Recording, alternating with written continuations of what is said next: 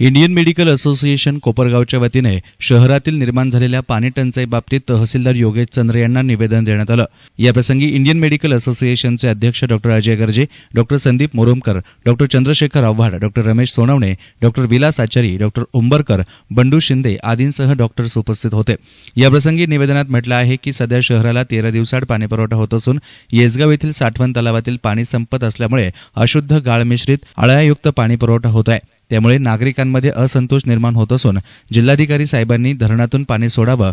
समृद्धी महामार्गाचे ठेकेदार गायत्री कन्स्ट्रक्शननं 5 नंबर तलावाचं काम त्वरित सुरू करावं। त्याचबरोबर 1, 2, 3 तळातील गाळ काढावे आणि 4 नंबर तळाकरता उर्वरित निधी उपलब्ध करून त्या तळाचंही काम त्वरित सुरू करावं अशी मागणी माजी नगरसेवक डॉ अजय गर्जे आणि अध्यक्ष अतिश काळे यांनी केली आहे। निवेदन देण्याच्या कार्यक्रमासाठी इंडियन मेडिकल असोसिएशनतर्फे अध्यक्ष डॉ अतिश काळे, सेक्रेटरी पंकज भोग आणि अनेक डॉक्टर्स कोपरगावातील तीव्र पाणी टंचाई संदर्भात माननीय तहसीलदार साहेब यांना हे निवेदन देण्यासाठी आलं असता आज त्या संदर्भाने चर्चा झाली आणि 25 तारखेच्या आत पाणी कोपरगावला पोहोचेल अशी व्यवस्था होईल असं आश्वासन आज तहसीलदार साहेबांनी दिल्यामुळे डॉक्टर लोकांनी कधीही मतदानाचा हक्क बजावू नका असं म्हटलं नव्हतं, परंतु दुर्दैवाने ती वेळ आली होती, ती टळलेली आहे असं म्हटल्यास वावगं होणार नाही।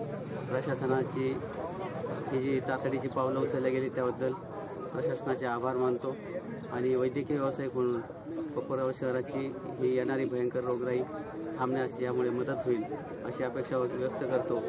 आणि पुन्हा एकदा मी सर्व नागरिकांना आवाहन करेन, आमचे अध्यक्षही आवाहन करतायत की तुमचा मतदानाचा पवित्र हक्क बजावा आणि पाणी समस्या लवकरच सुटेल अशी अपेक्षा व्यक्त करतो। जय हिंद, जय महाराष्ट्र। आणि कोपरगाव तालुक्याच्या पाणी प्रश्नावर आपण doctors association Kopargaon, Indian medical association Kopargaon तसेच निमा आणि बाकीच्या सर्व डॉक्टर्स असोसिएशनच्या बरोबर आपण तहसीलदारांना निवेदन देत आहोत की आपले जे पाणी प्रश्न आहे कोपरगावचा तो त्वरित सोडवावा, तसेच तळ्यांचं काम लवकरात लवकर पूर्ण करावं आणि 25 तारखेच्या आत रोटेशन सोडावं, अन्यथा आम्हाला निवडणुकीला बहिष्कार टाकण्याचं जे हत्यार लोकशाहीने आपल्याला दिलेलं आहे त्याचं आपल्याला वापर करावा लागू नये असं आम्ही तहसीलदारांना विनंती करण्यासाठी इथं आलो आहोत। आणि तहसीलदारांनी पण आम्हाला त्या 25 तारखेच्या आत पाणी सोडणार आहोत असं आश्वासन दिलेलं आहे, त्याबद्दल मी तहसीलदारांचे आभार मानतो।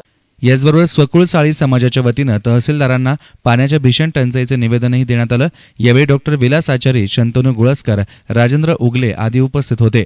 याप्रसंगी डॉ विलास आचार्य यांनी अधिक सांगितले। दुर्भिक्ष झालेलं आहे, पाण्याची उणीव सगळीकडे सुरू झाली आहे आणि पेशंटचे, लोकांचे, जनतेचे हाल झाले आहेत। शेतकऱ्यांचे तर खूपच हाल झाले, शेतकऱ्यांना पिण्याला पाणी नाहीच पण जनावरांचे पण हाल होत आहे। तेव्हा अशा परिस्थितीमध्ये पाण्याचं आवर्तन सोडणं अत्यंत आवश्यक आहे आणि तळ्यामध्ये जो गाळ साठलेला आहे तो काढून त्याची क्षमता वाढवणं अत्यंत महत्त्वाचं आहे, जेणेकरून पुढील काळामध्ये आपल्याला आणखीन त्याचा उपयोग होईल आणि पाणी साठला तर वाढवला तर आपलं पुढचं दुर्भिक्ष कमी होईल, पाणी जास्त पुरेल अशी आमची स्वकुळ साळी समाजातर्फे विनंती आहे।